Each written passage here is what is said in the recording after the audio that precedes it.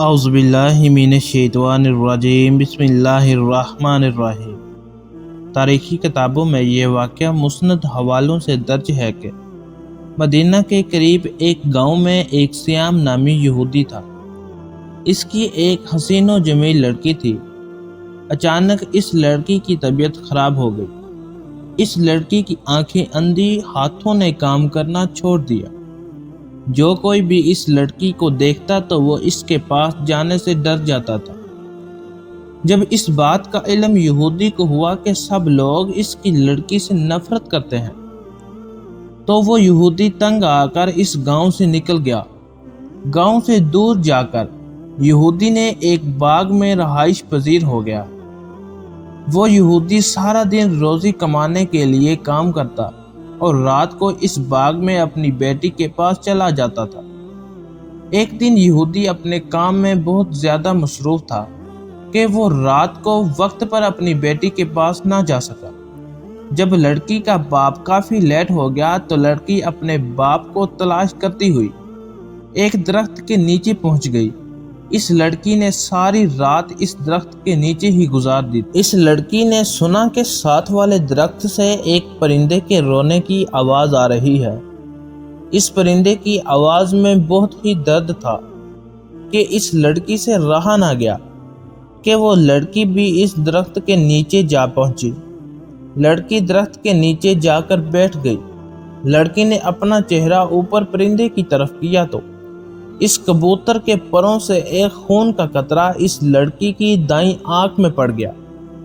اس خون کا قطرہ اس لڑکی کی آنکھ پر پڑنا ہی تھا کہ اس لڑکی کی آنکھ امام حسین رضی اللہ تعالی عنہ کے خون کی برکت سے اسی بنائی واپس لوٹ آئی۔ لڑکی کو اپنی دائیں آنکھ سے نظر آنے لگا۔ 61 ہجری 10 محرم کو میدان کربلا میں حضرت امام حسین رضی اللہ تعالی عنہ کا سر مبارک کو جب یزیدی فوج نے بدن سے جدا کر دیا تو یزید کے حکم سے حضرت محمد صلی اللہ علیہ وآلہ وسلم کی بیٹیوں کو قید کر لیا گیا۔ یزیدی فوج حضرت امام حسین اور صحابہ کرام رضی اللہ تعالی عنہم کے جسموں کو میدان کربلا میں چھوڑ کر کوفہ کی طرف روانہ ہو گئے اور حضرت محمد صلی اللہ علیہ وآلہ وسلم کے نواسے کا جسم بے یار و مددگار میدان کربلا میں پڑا رہا۔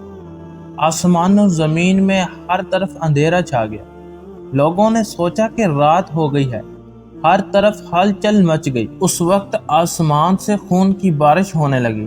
61 ہجری محرم کی 10 تاریخ کو ایک کبوتر میدان کربلا کے اوپر سے گزر رہا تھا۔ اس کبوتر نے دیکھا کہ میدان کربلا کی گرم زمین پر حضرت علی شیر خدا رضی اللہ تعالی عنہم کے بیٹے حضرت امام حسین رضی اللہ تعالی عنہم کا جسم پڑا ہوا ہے۔ جب کبوتر کی نظر حضرت امام حسین رضی اللہ تعالی عنہم کے جسم پر پڑی تو وہ کبوتر چیخے مارتا ہوا زمین پر اتر آیا۔ وہ کبوتر دوسرے پرندوں سے کہنے لگا کہ ہائے قیامت آ گئی، حضرت امام حسین رضی اللہ تعالی عنہم کو شہید کر دیا گیا ہے۔ آل محمد صلی اللہ علیہ وآلہ وسلم کا خون میدان کربلا کی زمین پر بکھرا پڑا ہے۔ جب اس کبوتر نے اپنے ساتھیوں کو بتایا تو اس طرح بہت سے کبوتر میدان کربلا میں آ کر ادھر ادھر اڑنے لگے۔ وہ کبوتر غم حسین میں رونے لگے۔ ایک سفید کبوتر نے اپنے جسم کو امام حسین رضی اللہ تعالی عنہ کے خون سے تر کر لیا۔ وہ خون سے تر جسم کو لے کر مدینہ کی طرف اڑ گیا۔ کبوتر حضرت محمد صلی اللہ علیہ وآلہ وسلم کے روضے مبارک کے ارد گرد چکر کاٹنے لگا۔ اس کبوتر کے جسم سے خون کے قطرے گر رہے تھے۔ مدینہ کے لوگوں نے جب کبوتر کے جسم کو خون سے تر دیکھا تو وہ بہت ہی حیران ہو کر ایک دوسرے سے باتیں کرنے لگے۔ جب مدینے کے لوگوں کو امام حسین رضی اللہ تعالی عنہم کی شہادت کا علم ہوا تو وہ یہ بات سمجھ گئے تھے کہ سب سے پہلے ایک کبوتر نے حضرت محمد صلی اللہ علیہ وآلہ وسلم کے روضے مبارک پر یہ خبر پہنچا دی تھی کہ امام حسین رضی اللہ تعالی عنہم کو میدان کربلا میں شہید کر دیا گیا ہے۔ یہی کبوتر اس درخت پر آ کر بیٹھا جہاں وہ بیمار لڑکی بیٹھی تھی۔ پھر ایک خون کا قطرہ اس لڑکی کی بائیں آنکھ میں گرا تو وہ آنکھ بھی ٹھیک ہو گئی۔ خون کی برکت سے اس کی دوسری آنکھ بھی ٹھیک ہو گئی۔ جب لڑکی کی دونوں آنکھیں ٹھیک ہو گئی تو لڑکی نے اوپر درخت کی طرف دیکھا کہ ایک سفید کبوتر درخت کی شاخوں پر بیٹھا ہوا ہے۔ لڑکی اس کبوتر کی طرف دیکھ ہی رہی تھی کہ کچھ خون کے قطرے اس لڑکی کے جسم پر گر پڑے۔ امام حسین رضی اللہ تعالی عنہ کے خون کی برکت سے اس لڑکی کی تمام جسمانی بیماریاں جڑ سے ہی ختم ہو گئی۔ اس لڑکی کو دیکھ کر ایسا لگتا تھا کہ جیسے اس کو کبھی کوئی بیماری تھی ہی نہیں۔ اس کے بعد وہ لڑکی خوشی خوشی اٹھی اور اپنے باپ کی تلاش میں نکل پڑی۔ وہ لڑکی باغ سے باہر نکلی ہی تھی کہ یہودی بھی اس باغ کے قریب آ گیا۔ یہودی سے اپنی بیٹی نہ پہچانی گئی۔ اس لڑکی کو یہودی نے اجنبی سمجھا۔ یہودی نے اس لڑکی سے پوچھا کہ اے لڑکی، تو اس باغ میں تنہا کیا کر رہی ہے؟ کچھ نشانیاں بتا کر کہنے لگا کہ آپ نے میری بیٹی کو دیکھا ہے؟ میں اپنی بیٹی کو باغ میں چھوڑ کر گیا تھا، وہ باغ میں موجود نہیں ہے۔